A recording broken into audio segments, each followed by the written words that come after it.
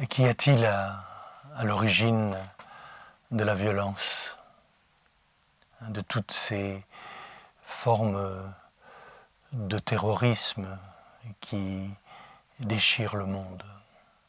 Bien sûr, il y a de multiples raisons,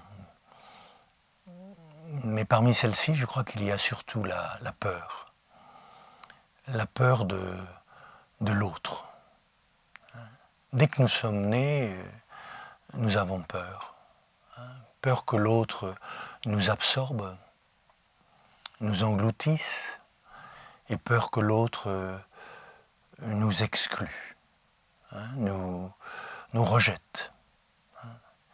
Et comment être délivré de cette peur qui entraîne en nous la violence, parce que nous voulons nous faire reconnaître, affirmer notre existence face aux autres, affirmer notre différence. Comment être délivré de toutes ces peurs?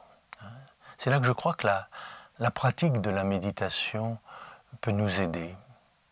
Nous aider en retrouvant d'abord, je dirais, cette conscience de l'interrelation dont on a souvent parlé. C'est-à-dire retrouver en nous la saveur de l'un. Cette saveur qui est cette conscience sensible de notre unité. Rien n'est séparé. Tout est infiniment intriqué. Nous ne sommes pas séparés de l'univers, nous ne sommes pas séparés les uns des autres, nous ne sommes pas séparés de la source de tout ce qui vit et respire.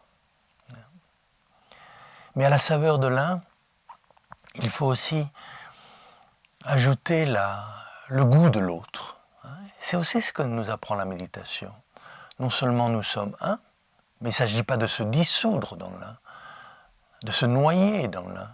Il s'agit d'affirmer notre différence au cœur de l'unité. Et là, souvent, il y a violence parce qu'il y a non-reconnaissance de l'altérité de l'autre, de sa différence. Et cette différence ne détruit pas l'unité. Nous accédons à une unité différenciée, où la différence devient l'occasion, le kairos, l'occasion d'une alliance, devient vraiment une interrelation, une inter-indépendance, où chacun est vraiment lui-même. Donc la pratique de la méditation, je crois que si elle est juste, devrait nous faire prendre conscience de l'unité, de l'interrelation de toutes choses, mais aussi de l'altérité, du singulier, de l'étonnement que provoque en nous cette grande diversité. L'être est un, mais il se manifeste dans le multiple.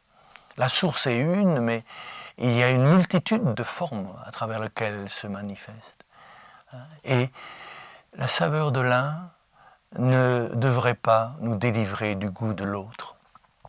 Et le goût de l'autre ne devrait pas nous faire oublier la saveur de l'un.